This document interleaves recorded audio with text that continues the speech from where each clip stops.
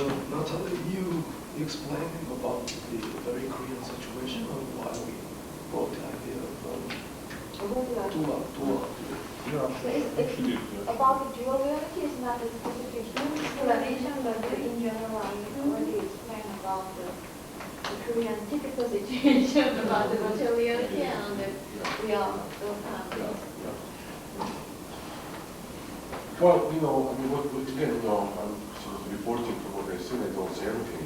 I mean, what happened again, for example, in the like Anglo-Saxon, English-speaking kind of countries, is that in the last 5 years, you have emergence of this very, very big field called game studies. And it's a huge field now. It has conferences, there are anthologies, there are textbooks, and so to some extent, you can see that these people are dealing with sort of what happened with VR, which is the kind of this highly realistic of video games, and people are talking about what's the interaction between more like the game aspect and playing things, and then more narrative aspects. But of course, most of the people may be coming from military background or from IT background. We don't really talk as much about visual aspects. And also, just as film studies before, this field is really focused more on kind of commercial games. Even though, there is quite an established field now about doing game gamifications. But again, it's not classical VR in a kind of 90 sense. Well, I will bring this issue again, but as a curator, I will more focus on the visual aspects. As we are worrying about, it's not a display of documentation, or it's not a display even of the narrative theories, right? So I totally agree with that you mentioned about the visual aspect, aside from IT background or any other kind of narrative aspects. For example, MIT, which is the most important laboratory, does not necessarily mean that they can present the Biennale. Biennale is something different. That's right. That's a visually oriented thing. Yes. Yeah. We should always keep this in mind. Yeah. Anyway.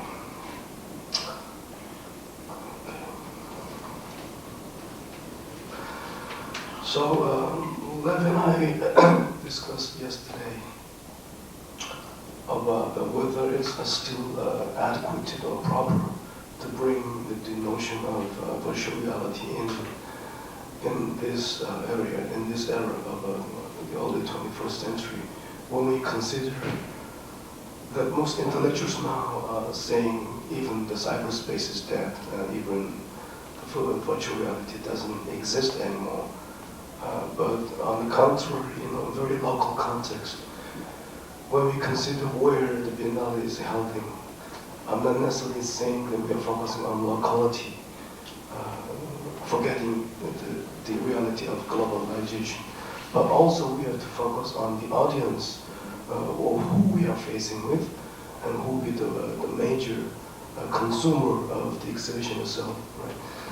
So that's why I asked Natalie to explain about earlier about the background of the Korean concern about virtual reality and the terminology of dual reality and dual things.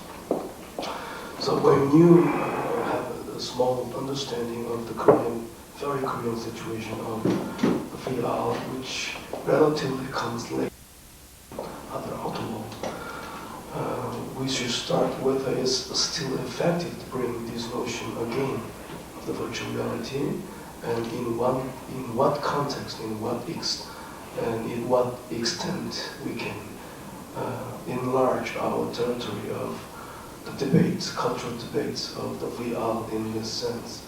And secondly, how we can present in the Biennale context.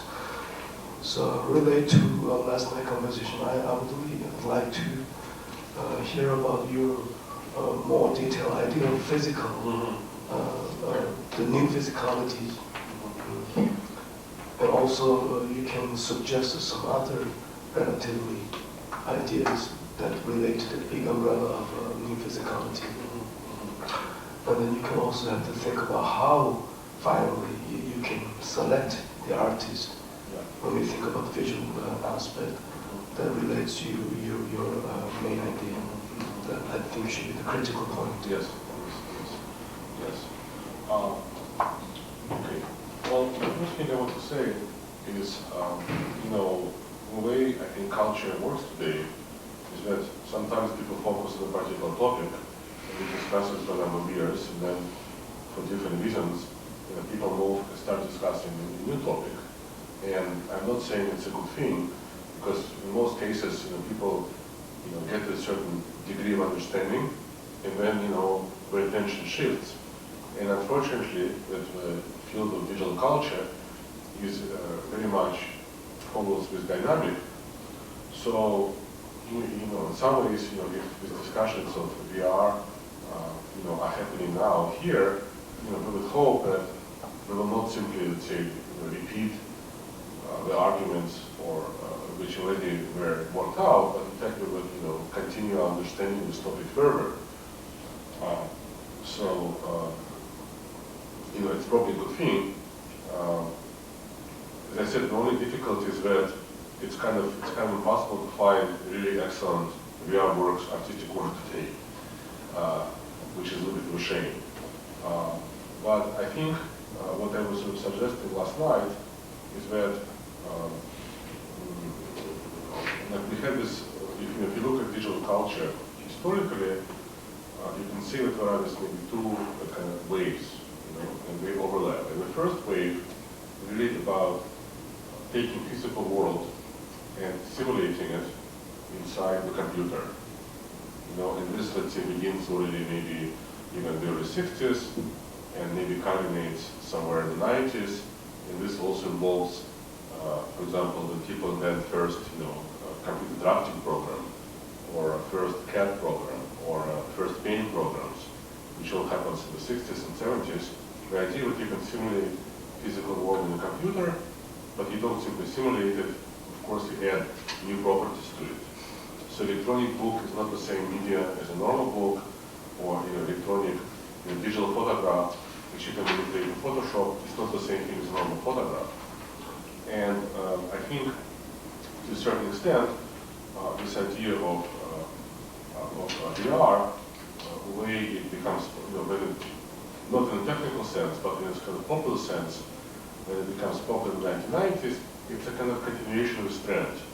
Okay, so we can take a normal physical reality and we can make a very precise kind of simulation, right, in a computer, and then we can do different things inside the simulation. And of course, when it was first invented, it was really invented, as a tool, for first of all for military training. So, so it was invented as a kind of, it was basically invented within the history of military simulators. Absolutely. Because in fact, Ivan Sutherland, who was the guy who invented, the idea of VR around 1966, and who made the first technology, which we now call VR, which actually wasn't really VR. It was, strictly speaking, was augmented reality, because you put this thing on your head and you look around and you see a projection of a tube, but it was actually superimposed on the actual world. And if you think of this article around 1966, with ultimate display, where he talked about different uses of it, and then he moved to youth and he started a commercial company, Evans in Sutherland, where he used computer graphics for flight simulators. This is basically the history. And then in the second part of the 90s, in the second part of the 90s, and the second part of the 1970s, a new idea appeared in different places, and then it was picked up at MIT, that we can have a, for example, if you fly in a plane, and you have lots and lots of different controls, you have hundreds of different controls. Well, you don't need to see all the controls all the time, and it's actually confusing. So the idea was that maybe we can represent the interface of a pilot as a virtual space. So then, depending if you're taking off, or if you're landing, or if you're doing something else, you'll have some kind of display, and you'll only see particular kind of controls. And this was the beginning of the idea of information space. The fact that you can have The fact that you can take any kind of information and you represent this information in a three-dimensional space. In this case, what you're representing are the controls, and you can interact with these controls in the virtual space. And then, of course, we go to somebody like Scott Fisher, who made this display in the NASA Ames, who also I can know him personally quite well. He's now director of a media program at in Los Angeles. You know, I mean, what people are around actually, you know, which is also interesting. To invite if you want to invest people, like all people who did the stuff and kind of here and they're active, they can tell stories. Anyway. And of course, you know, this trend, right, of simulating physical space in, you know, within a computer, but not simply simulating it to create like illusion, you know, like a painting, for example, or like a mirror, but really simulating it in such a way that you can do certain things in a virtual space which you can't do in the physical space. For example, let's say I'm a biologist and I want to figure out how some molecules fit together. So I'm going to simulate the structure of a molecule in a virtual space, and I can kind of go around and see sort of how these molecules fit together. And this idea was already written up in the 60s. So, you know, so when these people really started to think about this new media, they already invented all the different possibilities, you know. Like already in the 60s, we write about the fact, oh, one day people will be shopping from home, ordering books. Right. You know, then it took about 30 years for technology to catch up. So, of course, if you look at VR today, I mean, it is used, obviously, you know, in military training. It's used in flight simulators. It's used, for example, in biology, etc., etc. And obviously, you know, its most obvious cultural use, right, is computer games. Because as we know, 10 years ago, computer games still use different technology. Some are more graphical, and some are more video. And then it's all switched to 3D computer graphics. And this idea that you are inside the space, and space is highly, highly realistic, it obviously drives, right, the computer games industry. And it's also, of course, what justifies selling of new generation hardware to consumers, right? And obviously it will continue for a long time. So this all kind of continues. So this is, I think, is like this one very, very, very big development, right? This idea of simulating kind of virtual space in a computer, and VR is really part of it. And then I think what happens, actually, already intellectually, the idea first was put out around 1990, and I think in the last few years, it's finally reaching more of a level of popular press or conferences or cultural discussions, is that let's also go in the opposite direction, right? Let's take the computer, let's take the ability to compute things, to simulate things, right, to calculate things, all these things that computers are good for, and let's actually put it back into the actual physical space. And this idea was first expressed by this scientist who was working with Xerox PARC, Mark Weiser, who came up with this term around 1990 or early 90s called ubiquitous computing. And so his idea was that, okay, we don't need to have a standalone computers on our desk, but we can have lots of little devices which would be interchangeable. And you can also put some computing functions like in the walls and in the furniture, and you can interact with sort of things in physical space.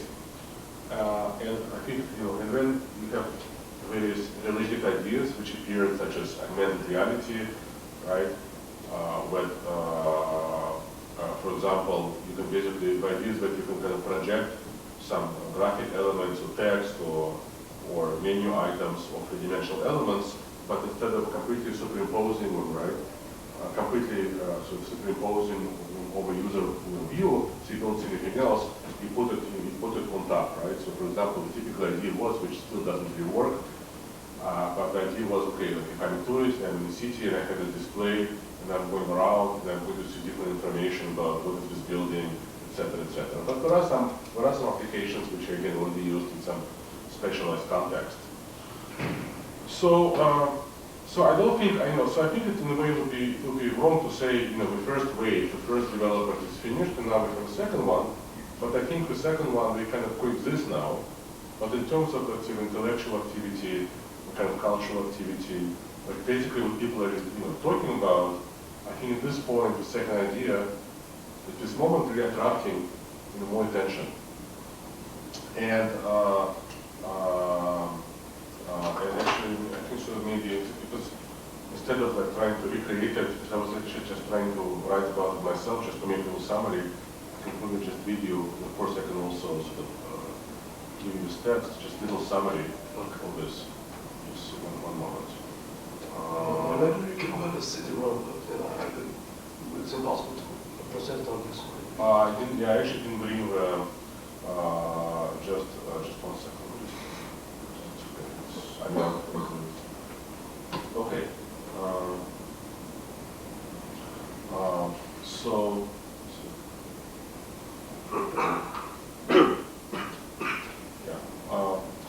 So the question is. Okay, but this is maybe all very interesting, but what are the kind of cultural and artistic implications of this new trend? So what I was trying to do, also in my book, is to try to figure out, okay, what are the effects of this on culture? So for example, right, this is one effect. So when computation becomes incorporated in our living environment, right, so a trend which is described by such terms as ubiquitous computing, pervasive computing, ambient intelligence, context-aware environment, smart objects, all the different terms. What happens is that the interface, right, a leaf for a normal place, right, because before the interfaces were, very constrained to the keyboards, right, and the screen and mouse, or if you have VR, okay, you put the special hardware, but the interface occupies a very particular place in the environment. But what happens when you incorporate computing into physical space, the interfaces slowly leave the realm where we safely lived for a few decades, with the standalone computers and electronic devices, and start appearing in all kinds of objects and all kinds of surfaces, be it interior walls, furniture, benches, decks, clothing, posters, and so on. Right? So this is, I think, a thing which is slowly going to come and become culturally more important. But you don't just have this kind of surfaces, but in fact, we still have these devices now, right, which are standalone, but potentially you can start interacting with any part of physical space, and anything that it can project something, it can have some kind of interface through it. That's my wise idea. Well, it's a kind of, it's a little bit, yeah, but he didn't really thought about, he still thought about standalone devices, but potentially, you can have something here, you can have something here. And at Electronic in the last 3 years, we have presented in 3 projects along these lines. We did like experimental exhibition, but it was only projects which were done in Art Electronic lab. So basically it was people, we didn't show any project by anybody else because we don't really exist. I mean, it's all still in the labs. So this is one thing. The second thing is, and this is already happening in a very strong way, in design, product design, industrial design, and architecture. And this is a different example of how you can go from computers back into a physical space. The fact that today you can design your architectural building or a car, right? Anything, right? I mean anything. All these things are completely designed with a computer, and then the computer is connected to some kind of special printer, which basically makes a three-dimensional shape. By putting like layers of material, layers like this. So it's called 3D prototyping. And this has already been used for a number of years. But now there's a new generation of technology where we're saying, well, we don't simply have to make prototypes, we can actually make, very soon we'll be able to make complete finished objects by just kind of printing them out, or we print something on a desktop printer. And the designers and architects are completely obsessed about it. Because we're really trying to figure out how is this going to change the way we work, and also, for example, economics. Because, for example, what's happening right now, if you design something, if it's a successful design, it immediately gets outsourced and then it's produced, let's say somewhere in Asia or in Brazil or somewhere else. So we're also trying to figure out how we use this new technology may change that. So the idea, if you can connect with printers, people can just do it, and locally. And it's connected to this idea of do-it-yourself culture. So, for example, people from big companies such as Philips are very much worried that today, like people trade music files. People trade, game characters. Well, they say it's already possible technically. People will be trading three-dimensional designs. So if you want to have design for your watch, you can just download it illegally, and then have a printer make the design. But it also creates very interesting aesthetic questions. As you can sort of show you some images which I took in some exhibitions, because, for example, these kind of printers can create very, very complex shapes, which have different properties aesthetically than the shapes which were possible to produce using kind of mass production, different technologies. So I think potentially we're also heading for different aesthetics of forms, different aesthetics of shapes. Another example, again, of the same trend is what happened in architecture in the last 10 years, where there was a real revolution in terms of aesthetics, which people sometimes refer to when we talk about, for example, blobs. Blobs architecture, or there are these books now like blobs, or this expression coined by Bruce Sterling, blob objects. All these kind of things, right, which is sort of, very anthropomorphic and very kind of soft, etc.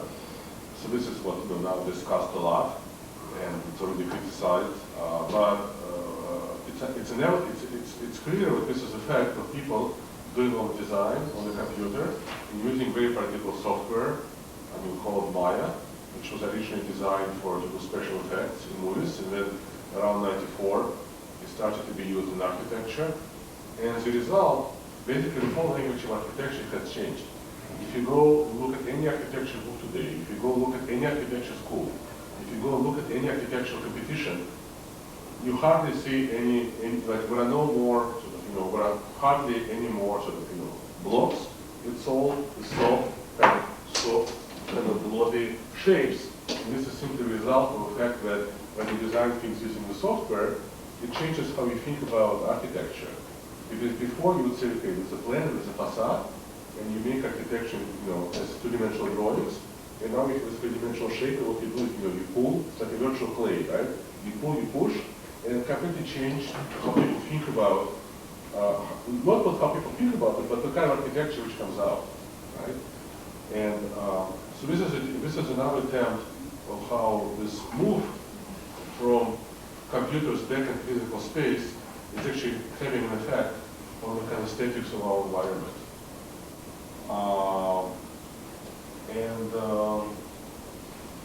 And I think the last thing which I mentioned yesterday is to also say that, and this is a little bit different. So far we talked about these two large trends, right? The first trend, going to physical reality, to a computer, right? Simulating physical reality in the computer, and then doing things in the simulated environments, such as playing computer games, or flying a plane in the flight simulator, or designing, something, right? And then we talked about the second trend, which I think really starts in the 90s, very slowly, but slowly picking up speed, which is going from computers back into physical environment, right? Incorporating computation in physical environment, or designing things with a computer, and then figuring out technological processes to build these completely new types of shapes and these completely new types of structures that can design and architecture. And I think there's a third thing, which is a little bit different, which to me connects also to this idea of dual reality, which is the relationship between information and form, right? So, because I think when people started to talk about virtual reality, like 10 years ago, that was really before World Wide Web really became popular.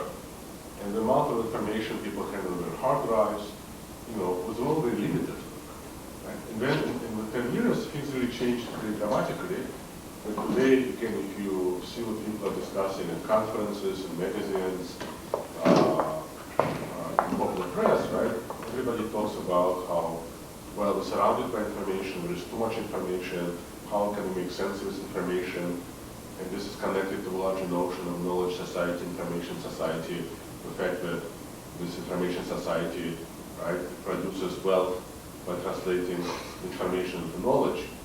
So it's also an economic question.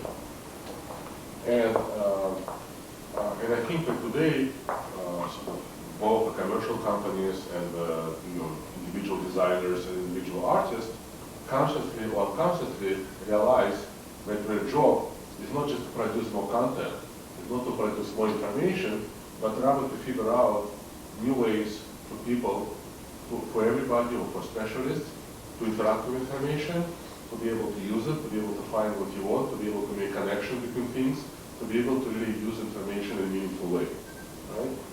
I think, for me, this is a place where this visual culture connects in a very kind of, I think, nice way to more traditional questions about artistic form. Because art, I think, has always been about creating particular kind of forms, right? Especially modern art, geometric forms, expressionistic form, the style, suprematism. But these forms, we always represented something else, right? Religious ideas, abstract ideas, Platonic ideas, absolute, right? But now people are making these forms which do not just represent something abstractly, but which in fact are directly driven by underlying information, right? In this field of information visualization, which also starts about 20 years ago, but really becomes very active artistically about 5 years ago, is just one example of this, right? So, to me, I would say one of the questions of our time is how to take these information structures, databases, the web, all this information which is being produced by those devices and by ourselves and by our machines, and how to translate it into some kind of forms which are meaningful to us.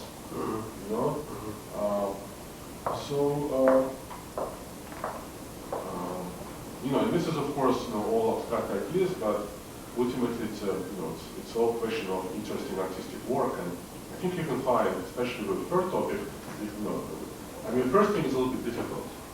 The segmented space is a little bit difficult because it's still a kind of research question. You don't really have, I think, any artistic work really yet. But the second and third thing, you have everything. If you look at architecture design, not actually what people are building, but what people are actually designing for exhibitions, for competitions, and now it's always blocks. It's all, everything is different kind of curved, kind of baroque, Gaudi-like shapes. So this is already completely had effect on the aesthetics of our imagination of forms. And then the third thing is also already have realized itself, I think, in lots of ways. Because again, if you look at what are works which are really given prizes at Ars Electronica or Transmedia in the last 5 years, well, it's either works which do games or it's works which do information visualization in different ways. So this already produced lots and lots of works. Yeah. So this is just a little bit of some summary what we talked about. It is very encouraging and fruitful to hear about your suggestions. Again, I feel very enthusiastic and thrilled.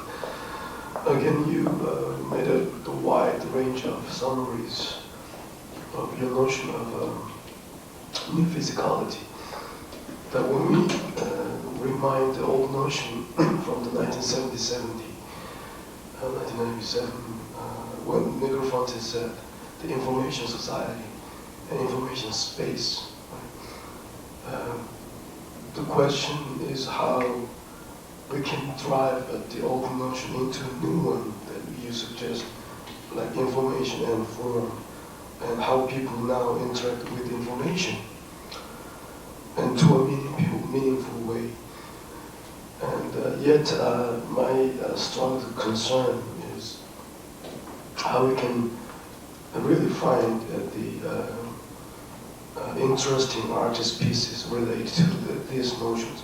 For example, for me, like MVLD for the Dutch designer, they fit exactly to the notion of the architecture. Because basically their process is very much about analyzing data. Yes. It's very exactly, And the Spanish artist also Muntadas, if you're familiar with that guy. He deals with the cultural translation and travelism, and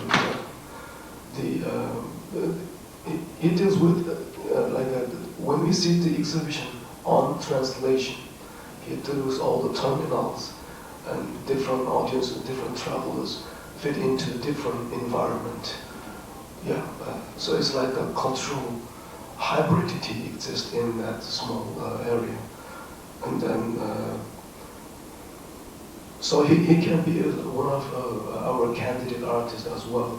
And then those big names like Wonil, when we consider he's now moving into the game aspects, yeah. So these kind of poles, the already existing established artists can functioning as big poles, big platforms. When they present new works, new trends, even though they are sort of already well-known artists, then we can find the youngsters, pretty much unknown to any previous biennales. Yeah. I mean, for example, if we're talking about information visualization, I mean, these people have been shown actually quite a lot at Art Electronica, but I don't know how much we've shown in a more artistic context. Like, okay, Benjamin Fry, for example, you know, and people like that. Because I think this is really a new way of thinking, you know, which somebody like this, it's really like, somebody like Biennale is not going to think in this way, because he's still be thinking about individual media and the narrative. And in some ways it represents like a new kind of mentality, you know, of people living inside information as opposed to people. Because I think for me it's also the previous generation, that's what we call media art. People live inside, people deal with media, which is like television, you know, from Benjamin Pike to Biennale. And it still exists, and still television is the most powerful thing, but now people also live inside media, and they're kind of dealing with media, so they live inside information, right? But you have like 7 million, 20 million blogs, etc. So like basically trying to figure out some structures of dealing with simply this huge amounts of information as opposed to particular kind of images of media. So this generation of what people also shaped. But I mean, another example, if you're talking about, for example, with new physicalities, you have various projects. Some are interesting, some are not, but there are some interesting where people are projecting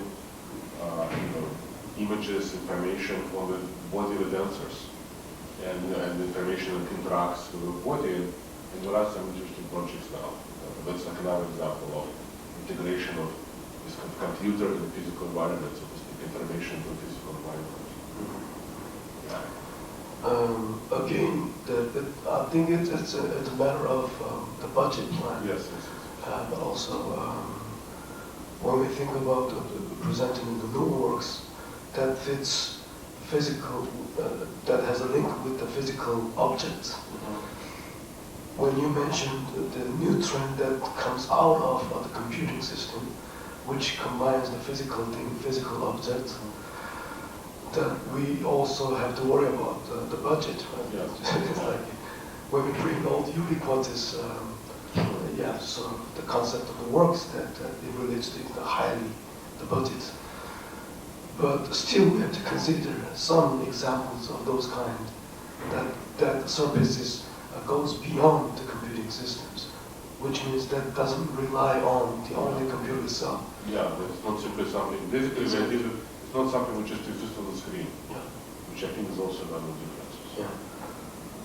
So we have to also consider some potential possibility of presenting the objects, installations, and some the computer-oriented and object combining art pieces as well.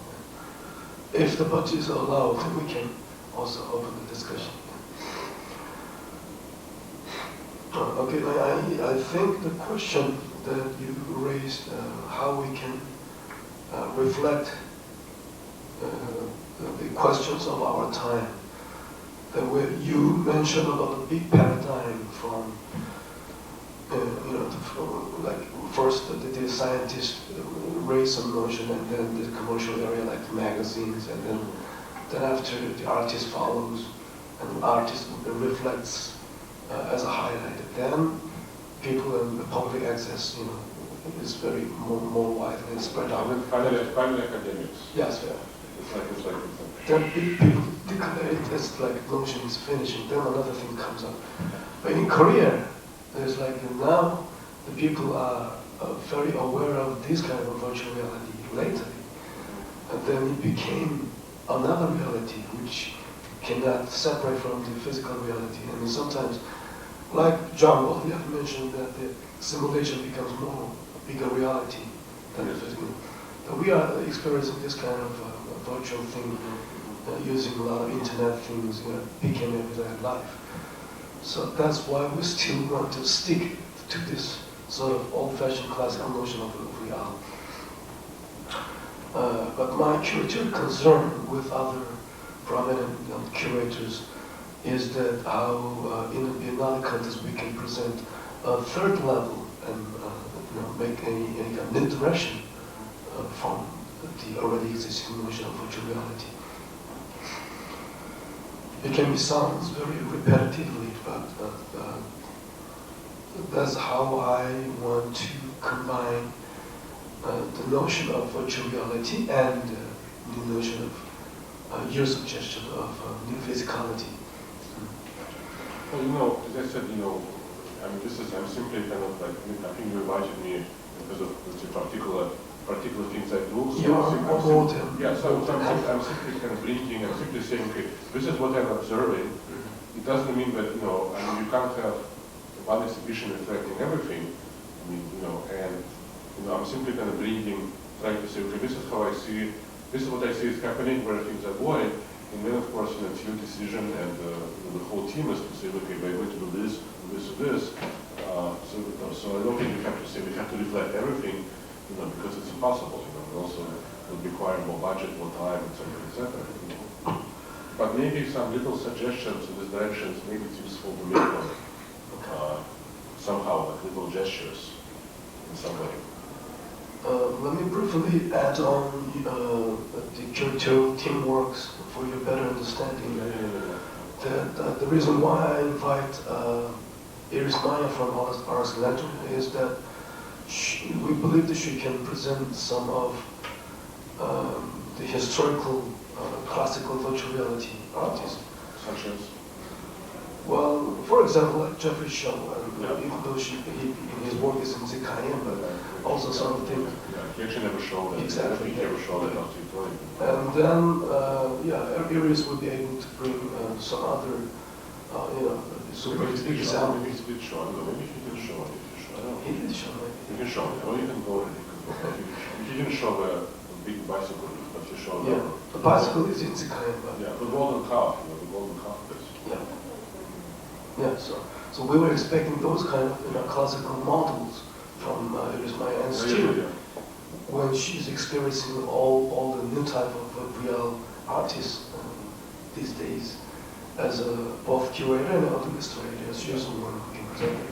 And then when we invite Yuko Hasegawa, who is the former director of Istanbul Biennale, we expect more variety and diverse visions of the Biennale context, because she's one of the experts of the curator for the Biennale. When we finally consider, aside from this is high-tech Biennale, but we also need what kind of Biennale context we can add on to this Biennale. And for Pili, when he is now working with a Chinese film company, film industry, even though the Chinese film industry is somewhat different from the Hollywood system, yes, but they can present somehow the old notion of Chinese philosophy and the experience of the Chinese directors, like Chen Kaike and Zhang Yao is now working on. Right. What kind of things do you think he is going to put? He can, I suggest him bring some old notion like Zhangzhou butterfly thing. For example, cyberspace, new notion that exists in old Chinese philosophy.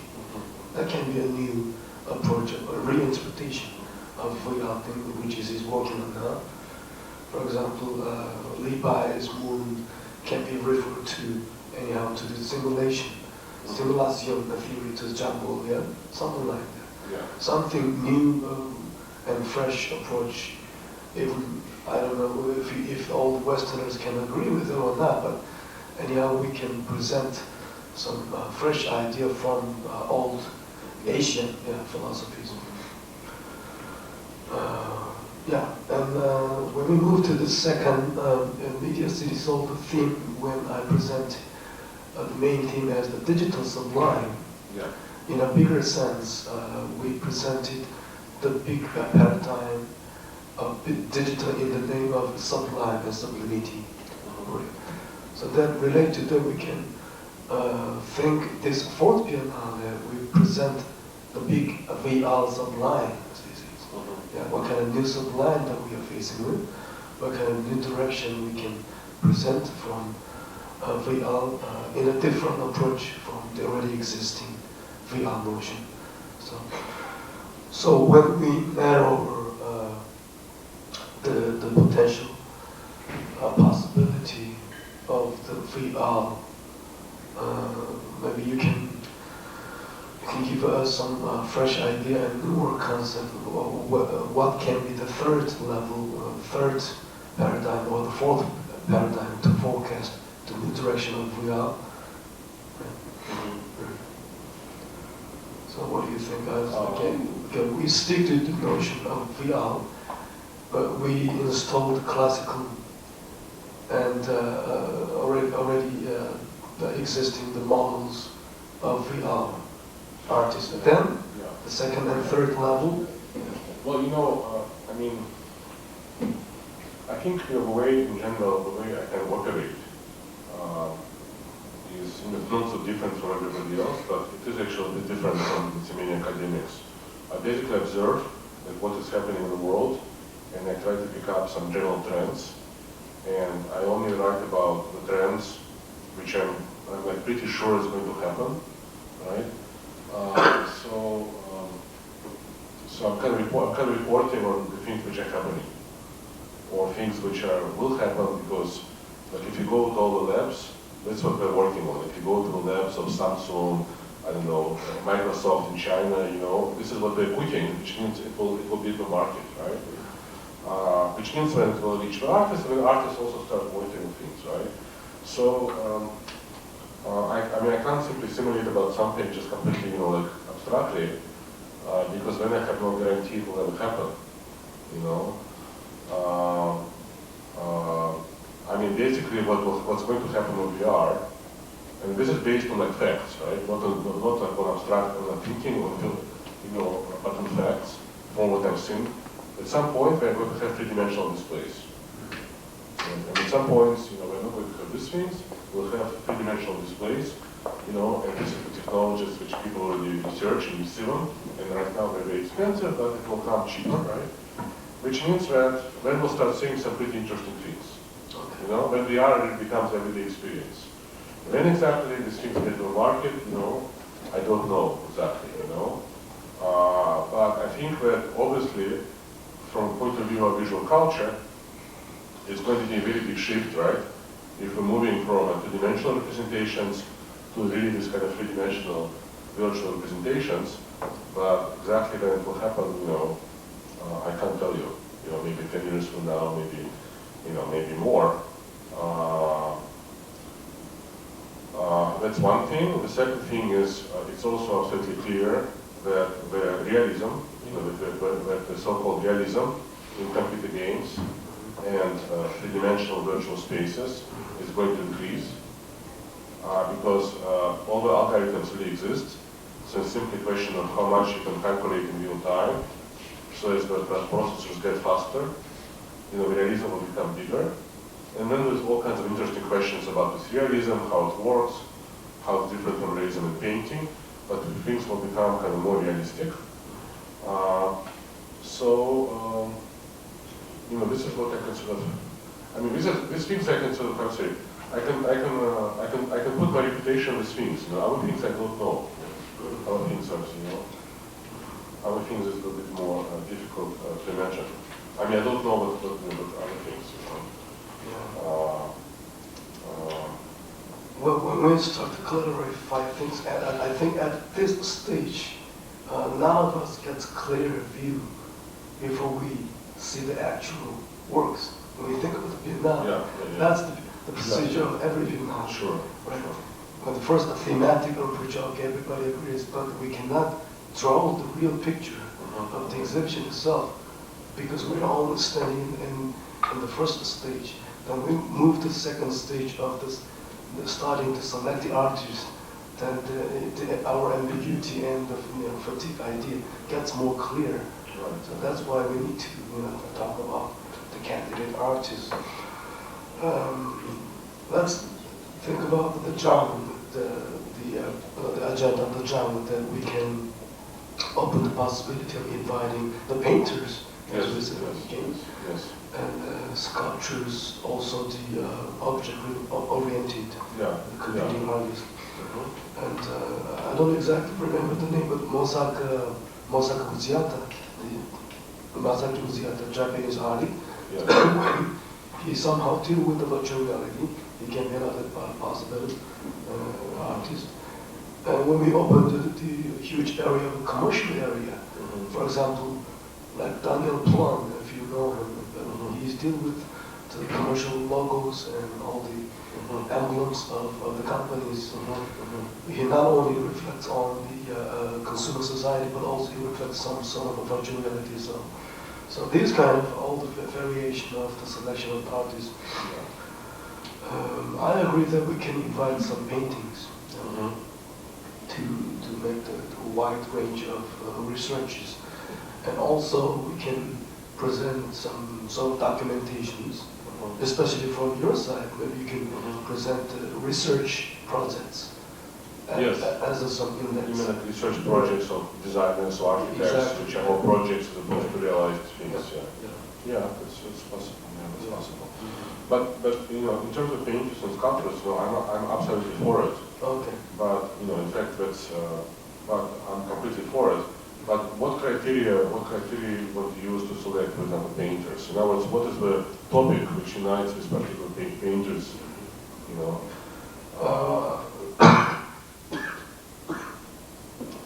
I can give you a typical example. Okay, there is a big difference between the curatorial point and point of the theorist, media theorist. As I expect from you, you give all this kind of variety of various directions and guidelines, which is more than useful and helpful for us. And we're the one as a curator who fits the idea to the actual works, because we have more information and experiences. In the second Biennale, I invited, as I said earlier, the sculptor from New York called Robert Brazzolini, the Italian-American. We presented the sculpt works, which is using the digital concept, but the final output was the sculpture. And another example was Michael Kunze, the German artist. He was the painter. That's how we create the biggest controversy, but at the end it was very successful because all the press and deal with his painting greatly. His painting was dealing with the digital concept, the editing time and space, from like a Middle Age to Renaissance and up until now. He even combines the rock star images until like Leonardo da Vinci works. So even though it was merely oil painting, but he greatly contributed his idea towards the digital sublime. So that's how I expect some VR-oriented concept paintings and painters. That's my idea. Right. Also, that I should stick to the steady concept of how we can make a question of reflecting our new idea, a new time of the virtual reality.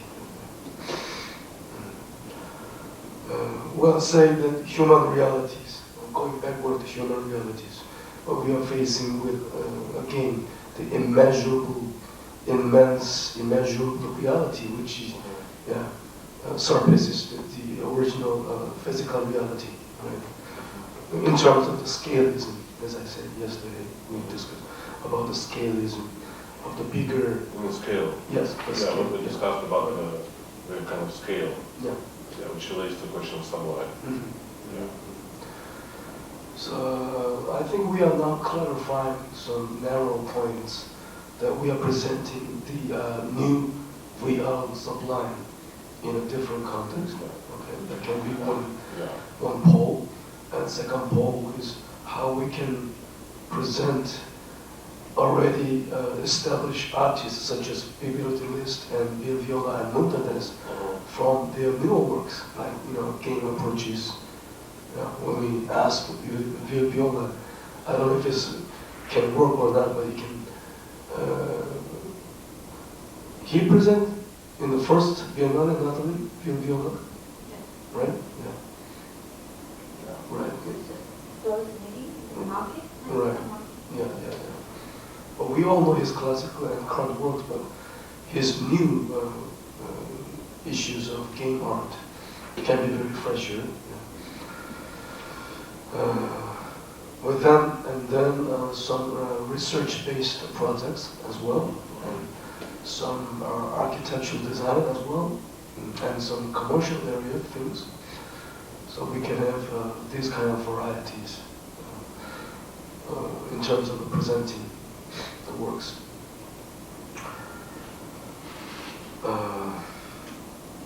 Okay, then I was maybe I don't know if I'm making this whole topic clear or not, but I'd like to present, relate to our last night conversation, to present the notion of beautiful, from your notion, beautiful, sensible, and meaningful can be like a central notion that give the strength to our Biennale.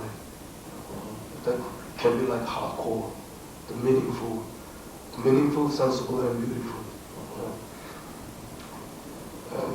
Can be the essence and part of our new direction of the Biennale. What do you think about it? Is this too straightforward? Meaningful, sensible, and beautiful. Maybe Maybe it can be too narrow, but maybe it's too broad, no? Too broad. As opposed to what? I mean, we kind of, meaningful, sensible, beautiful. Yes. In terms of visual aspects, I think it's very narrow. To me, it sounds very narrow. I don't know. At the same time, it's very broad. But I do have one question, because I'm maybe a little bit new to this process, right? So you say, okay, we take a particular topic, and then we find we take an established artist who everybody knows, and we show this artist new work, and we interpret these new works in terms of this topic. Okay. But does it work? I mean, what if these works have nothing to do with any of these topics? Yeah, but how does it work? That is like a different understanding. Okay. Yeah, maybe I misunderstood something. Yeah, I think you're misunderstanding. I'm not necessarily saying that all the Biennale participants are established artists, but we need some like poles. The pole means like a platform. From 7 to 10 artists should be established artists. So for that sense, I quoted Bibliola and Bibliotelist, but for the rest of 50 to 60 artists, should be the younger. Yeah, of course, it's a total nonsense. Okay. No, I just was trying to understand. For your understanding, we would like to. Thank God my voice gets clear. 60 to 70 artists for the full presentation. That's according to our current budget. Yeah. So among 60 to 70 artists, we would like to have from 8 to 10 established artists. And then the rest of them would be interesting new young artists. And how many projects from like area of, if you want, how many projects from areas like design or architecture or other areas? Just let's say, if you want anything at all, I mean, do you want to there should be some clarification of the percentages. Yeah, and also it depends because, for example, somebody like MRVD, I mean, they're very established, right? Right. Yeah. I don't know what we charge to show like something, to show, because it's not like rebuilding, right? It's basically some models. Mock-ups, yes. Yeah, I don't know how much people charge. I actually don't know. Do you know? I mean, how expensive. Exactly. I mean, but also there is younger people like because Los Angeles and Southern California. I mean, all these areas which I mentioned, it's really hotbeds for all these areas, including this architecture. So but also you have like a next generation of people who really get to be up and we get awards, but we're like not as we haven't built as much. So I don't know, maybe we're cheaper, maybe we're very happy to be included. So depends, yeah. So I can suggest some substitutes, in different weight categories. Yeah, so it depends what the budget is, Yeah, now we move to the very practical issues. Yeah, maybe it's too early, yeah. No, it's not too early, we have to discuss it. This is a proper time.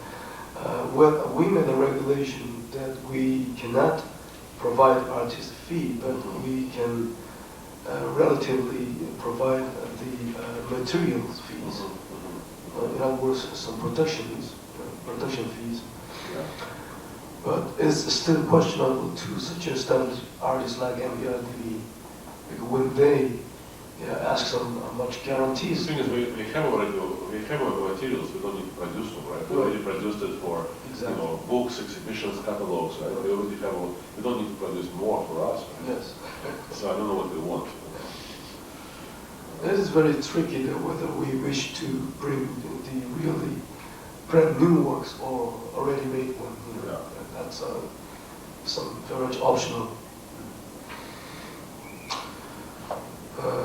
Shall we take a 5-minute break? And we'll continue to For me, it sounds in English a little bit different than Arabic. It doesn't suggest an opposition. It suggests a kind of coexistence, which I think is a good way to describe sort of the feeling today. The things really coexist in parallel. And people go back and forth all the time.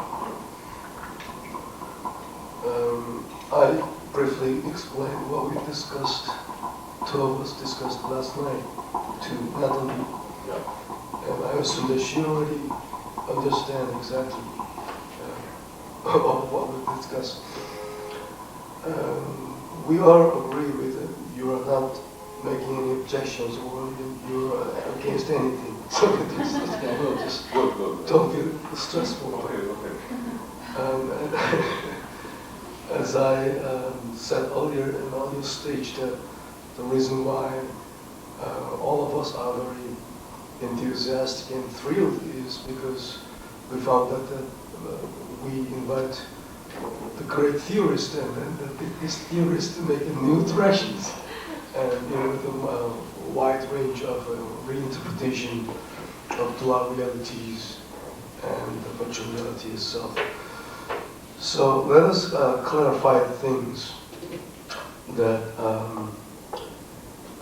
we're not only presenting the old notion of virtual reality, but rather we're presenting, for example, aside from the European or American concept of virtual reality that most intellectuals insist the notion already is finishing or vanishing, but still, for example, towards the Asian reality, for like China and Eastern Asia and even to India, the cyberspace and the virtual reality notion is somewhat different. That made a combination with the local culture, for example, in local historical context, it's moving slightly to a different direction to that of the European context, which most European scientists doesn't really recognize yet. See, so that can be another direction that how we can present the real new reality of the effects or the interpretation of those notions in Asian countries. Because when we think the Biennale is held in Asia, in a small country called Korea and a small city called Seoul, why we are bringing this old notion again means how we can present different directions and different interpretations of dual realities and virtual reality to the outer world, which means Europe and America. So we do not, as we discussed with Natalie, we do not totally agree with the notion that cyberspace is dead, but it somehow is still alive in different contexts in Asia. Mm-hmm. Yeah, that's, you know, yes, yeah. So that's looking onto another mirror, another, you know, part of the world. We're not necessarily arguing with the notion of center and periphery, but also what is the real, true, global, you know, sense when we say the majority, I mean the domination notion of the cyberspace can be shifted and changed in Asia. When we give the examples, for example, Natalie, what is DMB broadcasting? Yeah. Yeah, you can describe something. Broadcasting on the mobile phone. Right. Yes, yes. It's totally free in Korea. Yes. Yeah. That is like amazing and unbelievable to the Westerners, Yes. right? So that kind of a new But reality. what is being broadcast? What is broadcasting? Is some music? So main broadcasting company also send in the same time. Yeah. They have broadcasting on the TV Yeah. and then on the mobile phone. And then Yeah. I can see the mobile phone is Yeah. TV. Yeah. Okay. And the specific meaning of the dual, you know. Actually, when we choose the dual reality, there's some argument about the double or twinning or dual and the similar Yeah. words. But in Korea, the dual phone is very popular. It means dual phone. And then camera, two windows, and so we can use the camera and then we can use the mobile phone. I want to Yes, know, of course. no, but I want to understand exactly, because I follow cell phones, but I just want to understand exactly what kind of cell phones we're talking about.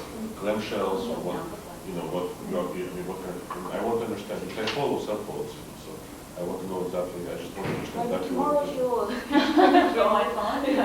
Go to the story and show me. Today, Yeah. No, but I want to understand exactly what it is. but actually it's not the functional and the exact meaning, but Yes. in that sense, so everybody would know about the viewer. It means the functionally two ways. So for the phone or the camera, and then is it right? Well, it's also functions a mirror, right? Yeah. So the Yeah, actually, mirror, it also has two cameras, one inside. I mean, there are lots of interesting things about cell phones. Is one camera outside, one camera inside, right? Actually, So, it's not. but I don't know. I don't have it. But you guys have it. Everybody has it. Very popular word is dual phone in Korea. So we choose the dual much more functional because when we heard about the double, and they kind of the volume, it looks like much more focused on the volume. So like the double bed. So we were like much So more dual- flexible and they're right. much more the functional the word. So we choose the dual. So in that case also we already focus on the local context. Nobody has a cell phone. Because we are very poor. Okay. No, but I don't understand which one. Is it like Yeah. sliding? Yeah. No, actually, Which one? So, because I know, so just tell me, I can help you. maybe Because the corporation used that dual phone, but it is like, it's not about the function Yes. they're talking about. It was very simple actually. There was, in a older phone, there is a window that we can see through the interface. And outside the, Are you talking about the phone where like when it's closed, there's a Yeah, there's a yeah, little yeah, window yeah, inside? yeah. Okay, this is called dual phone. Mhm.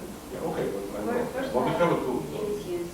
We use the same for that. phones, right? So I mean, not exactly the same, but, okay. It is quite simple, but Okay, yeah. the important thing is they use dual, the term dual as their catchphrase or I see, something I see. trademark I see. of their Yeah. brand. But when you think about the dual column, you know, I don't have this one, but I've seen it. I mean, what you have here and what you have inside, it's kind of similar, except usually what you have outside is not such. It's not like you have fundamentally different things. Right? So it's not like two realities. 여러 개 있지 않나? 딱 하나야? 그러니까 지금, 그러니까 처음에는 뭐 삼성이나 그런 데서 듀얼폰이라고 얘기를 하면서 들고 나왔던 게 비슷비슷한 지금은 이제 다 다른 회사에서도 모두 다 듀얼폰이라고 하면서 그걸 쓰는 거. 그러니까 폴로 티셔츠가 처음에 폴로에서 만들었지만 그런 형식의 옷이 폴로 티셔츠로 정착이 된 것처럼 듀얼폰도 그런 거. Maybe we can say that before we go to the restaurant and just stop by the. I think so. Yes. No, I think I understand, but maybe maybe there are some particular details which I'm missing. But also, I just want to say, with all due respect, I think if you ask, everybody out there, okay, so we have cell phones and we can, we can receive we can receive kind of broadband media, television, and cell phone. Everybody will say, yes, that's an example of augmented reality. It's not an example of cyberspace. So, I mean, you can say it, but I think everybody will disagree, not just me.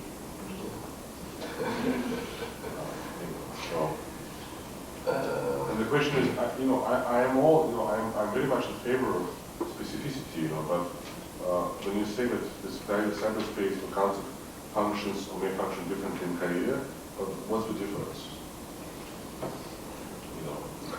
I'd like to believe it, but what is the difference?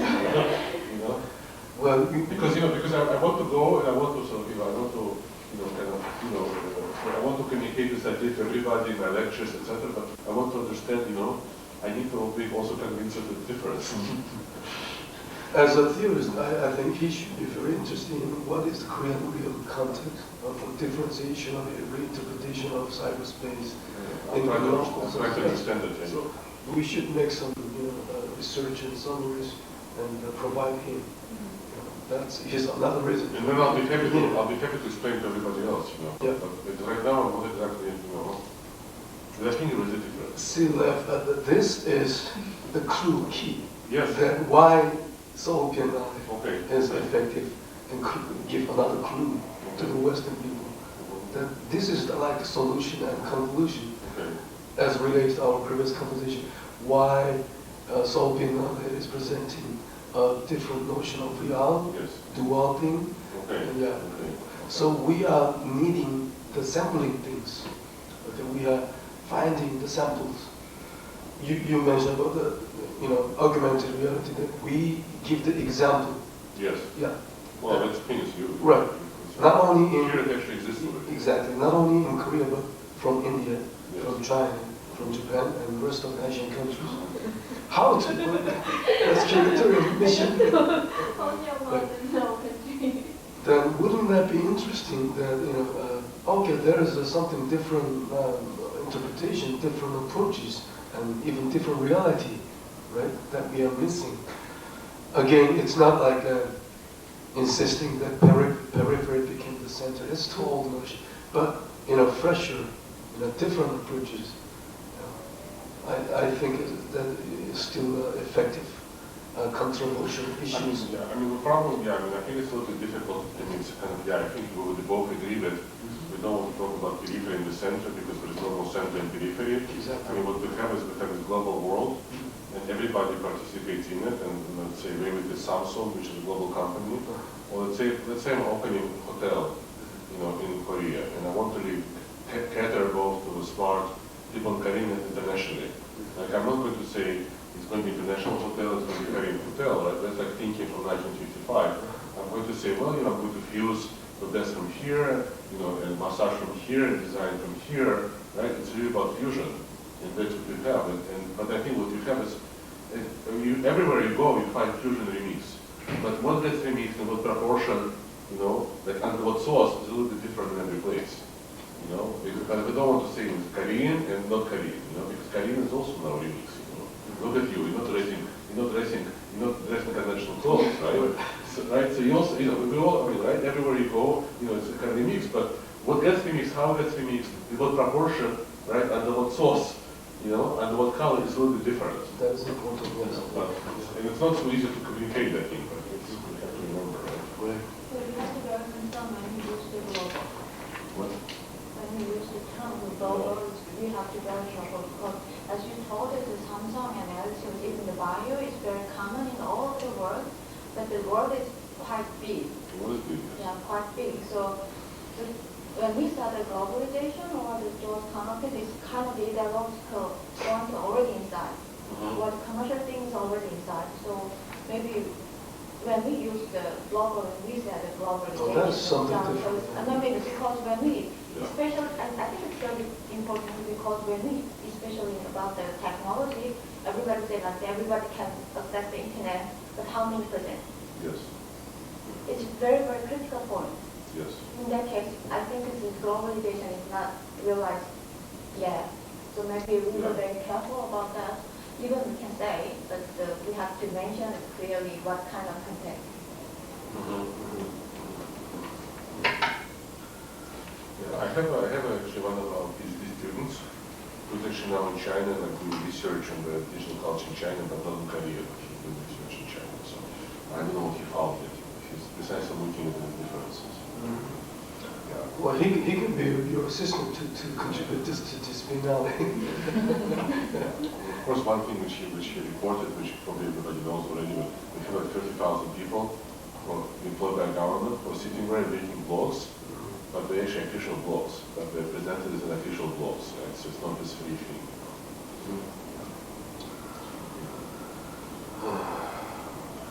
I'd like to hear about when your impression when you heard about the dual reality. First impression. First impression, yeah. What kind of the world pop up in your mind?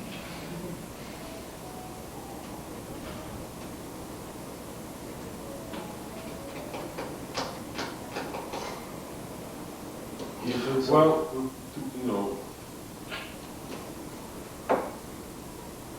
I think you're giving a very stressful question. no. I'm trying to give honest, but honest and polite answer.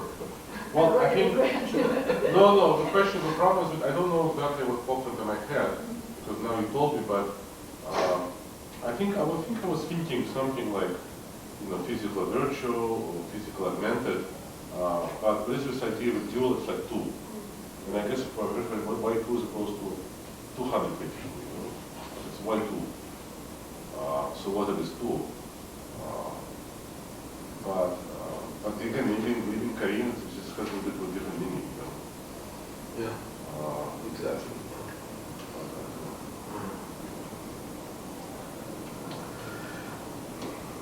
Well, let's see, in a broader sense again, when we made our effort to clarify things, that when we use the terminology dual to this Biennale, we can open the possibility of many varieties, for example, like image and form. Yeah. And for the Chinese curator, we can expect the notion of yin and yang, right? Positive and negative, in a dual sense. And you know, like you mentioned yesterday, the sacred and what was that the other profane thing, and even to like new hybridity. Then, second question is how we can select those samples, the works. The individual curators are making their own statements. Then I think the whole Biennale will be very clear with the variety itself, with the different approaches and different notions, with the big umbrella of the dual reality. So in that sense, virtual reality is just simply a part of the Biennale. And as we discussed with Natalie, we can only present one or two historical pieces of the virtual reality. Yeah, in terms of saving the budgets and others, we can also present some, we can replace that to like documentations of other already existing artists, right? Yeah, even you can just put on the golden cap because there is no the special devices, but actually there is some coloring. Was The golden cap. like simulator? Or? Yeah, we just monitors actually the golden cap. Yeah. And then no need any Google, the globals, but people really enjoy the images count, and then we can move away. So maybe, and then we just present the one piece, and then we will explain why we choose this one as virtual reality pieces. There's many ways to solve the problem. Oh, sure. Yeah. That's a good piece because it's kind of more Very metaphorical and others. 아무것도 없이 이렇게 저런 다리가 있고요. 모니터를 들고서는 이렇게 움직이면 소가 정면에서 보이는 것처럼 다 움직여져요. 이렇게 해서 보면 정면이 보이고 위에서 보면 소가 보이고. Whose one? 제작비쇼. Oh. 근데 실제로 거긴 아무것도 없는. 그러니까 이게 뭐 고글을 쓰거나 데이터 블록으로 끼거나 그런 것들이 전혀 필요하지 않은데, 그러니까 모니터 안에 제가 볼 때 이렇게 각도 조절 이런 거 가지고서는 교육을 하는 것 같은데, 그거 하나를 놓고서는 왜 우리가 이걸 버추얼 리얼리티 작품으로 선택했냐라는 것만 분명해진다면 그 안에 있는 히스토리를 한꺼번에 다 들어갈 수도 있는 부분이니까요. 그건 어떻게 보면 더 쉽게 풀어질 수 있어요. So you ask Melv, you saw that what's the title of the The one? golden cat. Is it right? Cat? Golden Cup. The Golden Cup. Yeah. So how are you going to show it? I mean, how are you going to then show it if the original hardware doesn't exist? Or how are you going to show Is it it? doesn't exist? I don't know. No, I don't think so. Yeah, I don't know. Yeah. Well, it's probably Probably using SGI, and now you can do it like now you can do it with this, right? Yeah. Now you can do it in cell phone, right?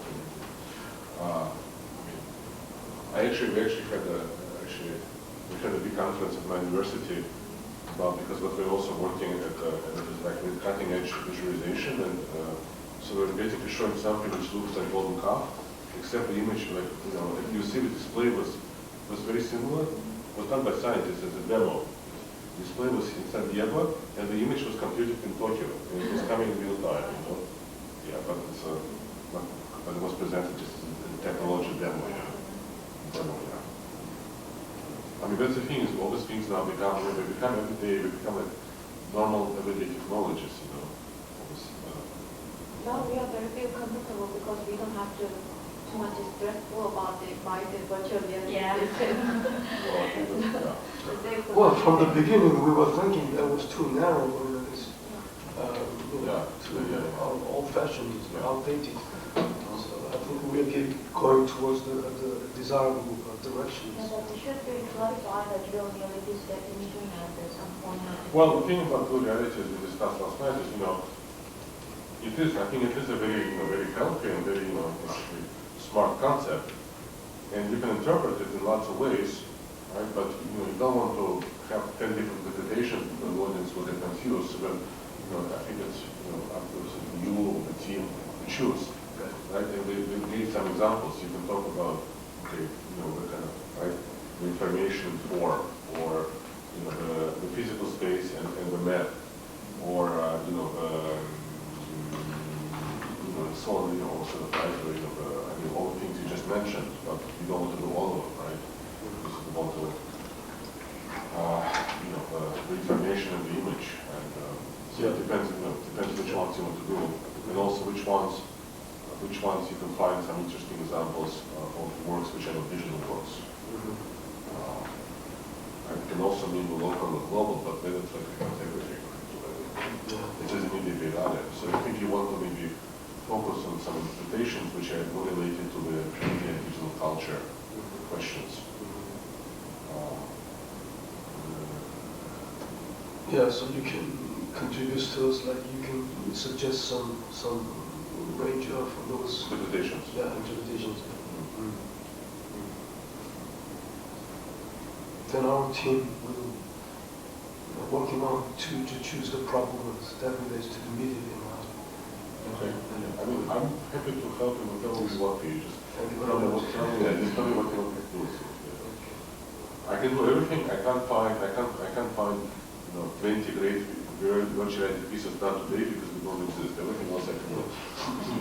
Well, again, my major concern is how we can avoid those confusions. Yeah, well, that's why I'm being sort of stressed. Exactly. Because it's like, I think it would be very easy for people to get confused, you know. Yes. So like, that's what the thing is, how do you, because you know, you don't always have opportunity to, you know, to journalists or to kind of, okay, let's sit down and we'll explain to you all the, you know, subtle difference. So how do, you know, you want people to, that's what I think the potential danger is, you know. Yeah. From our experience, this is the most critical point, how we keep the essence of the Biennale. When we refer to the thematic approach, most often we lose the essence, and it's, the whole Biennale becomes too ambiguous. You know? Yes. Yes. So we have to really aware of those misunderstandings. You have lots of experience in solving this problem, you know, with lots of Biennales, so that's the best way to solve it. Yes. What do you think?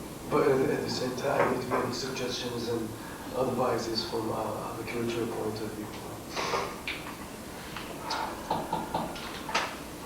Well, any suggestions from you or Natalie to add on our topic? I think so far we've discussed many potentials and we sort of clarify things. Right? I think we're coming towards the wrong directions. So I'm just, you know, I know that I throw lots of things, but it's like how my mind works, you know, if you throw it. I mean, I think maybe the best way to make sure people don't get confused is, I think it also depends when you produce all publicity, you know, the catalog, the press releases, the labels, right? It depends also, you know, okay, like what are the statements, how long they are, what for, you know, and I think, like, you know, when you normally, okay, again, maybe this is different, but for example, now you come to many exhibitions, so sometimes, okay, there's a title, and then you go to the exhibition, you kind of try to figure out, okay, well, what's the connection between title and works. That's my experience like 80% of the time. And I say, I have no idea. I said, oh, it's yet another art exhibition, there is some kind of title, and then there is some kind of works, and maybe there is some kind of connection, but I don't know. Right? And I think we kind of want, I think you want to avoid this, I mean, my feeling is. And it's not a sin, right? But I think, you know, what you also find, I think, in many exhibitions, I mean, at least like we see this in America, maybe it's different here. Okay, you come, right? There's an open, you take the elevator, you come, the elevator opens, there's a wall, there's a title, and then there is some kind of text, right? The text is, it can be one paragraph, it can be two paragraphs, it can be 3 paragraphs, and then this text really explains to you, right? Okay, what it means, what you're going to see. And then you can go and you say, well, what I actually saw was different, but at least it helps, right? And I think the trick is to simply have some kind of short statement, you know, maybe 1 paragraph, which very clearly, you know, without any kind of, you know, beautiful things, it really spells out, you know, what is the main idea, you know? And then, you know, and then I think it helps to avoid ambiguity. And I have a suggestion. Okay. You know, Well, you can. but you know, I probably have another one more, but this is what I have, because just trying to summarize what we discussed and structuring it. Okay, to say, okay, you know, so you can, I mean, something like this, you can say, well, what do you think when you hear dual reality? Right?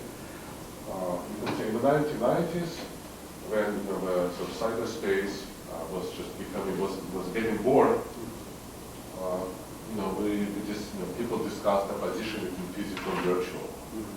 Today, this is no longer the realm of, you know, fantasy, but this is the realm of daily life. And the physical and virtual exist, but in a complex coexist and form lots of hybrids and lots of combinations. Yeah. In addition, right? In addition, we don't only want to think about contemporary moment into the physical and virtual, but the notion of dual reality also suggests other positions. And then you can choose which one, you know, the information form, information image, you know, the map and the territory, right? Is to say, well, you know, in fact, so you always basically tell people like something, you know, which went into my mind, right? Because when I first said VR, I said, what is this VR? When you say, well, VR doesn't simply mean VR, it's actually dual reality, it means VR plus, it means lots of different oppositions and not just this one. Yes. So something like this, and then I think it's very exclusive, it's very open, and it's also kind of precise, So that can be one way, And then you can include anything you want, and then you say, so basically what you say, new reality doesn't mean A versus B, it means, A and B, and C and D, and E and F, sorry for using English alphabet, But in fact, it's a number of different parallel coexisting planes, which are creating hybrids, whatever. I totally agree with those kind of sophisticated, very delicate, very subtleties. Yeah. Is it too subtle? I don't know. No, as much as subtle. That's very important. Yeah, because the notion of hybridity is already subtle. You can make as much any combinations, but not too confused. No. When you stick to something and make a variety, then the whole Biennale show is very abundant. I mean, you can simply say something like this, that new reality does not refer to the opposition between physical and virtual. Rather, it refers to the present moment where physical and virtual, body and space, information, form, coexist and enter together to create variety of different experiences, phenomena, hybrids, and situations. Right. So basically suggests that what we have today is actually more complex and a simple opposition the way it was 10 years ago. So when what you're doing, you're like revisiting the notion, but you're saying, well, but we actually understand it in a little bit different way today. So that can be one way. Right. Just one. Well, it's more than one. And then of course it depends like what you say, but the first thing you say, well, it's not just physical, it's virtual. It's like, first of all, you say three things are not just opposed, but they actually come together to form something. And it's not just this two, but you have multiple things which are coming together. Just as in a cell phone, you have two screens, which exist together with a cell phone and form some kind of relationship, So almost you can use cell phone as a kind of nice metaphor, I'm just trying to earn my money. try my best, okay? So. Thank you very much. Yes. Even when we think about the new media, we see like a creative paradox outside the new media, right? That's like outside new media. Outside, yeah. Outside new media means can be as a paradox, it's a new direction. And we're now every intellectual is saying. So, and also very much interdisciplinary approaches, making whole combination from architecture, design, painting, photography, filmography, everything. So that is, one of the major concerns that our Biennale is aiming to, not only in a singular way, but in a very much three-dimensional. I mean, one way in which you can also do, for example, if you like this kind of like approach, you can say, okay, well, we can have this paragraph, but what are these different oppositions which come in the sentence? We can wait and see what are works which will be selected, and what are works which people bring, and what works we can get for budget, and then you can say, okay, what oppositions actually fit these works, and then this becomes the content of like the third sentence, right? So you can say, like, you can keep the basic idea, but the actual details you can like fit. You can come up later after you know what the works are, right? And this actually makes it a little bit easier. You don't have to express about does this work fit this opposition. You can say what work do you want to have, Can we agree that we are aiming the Biennale as much as multi-layered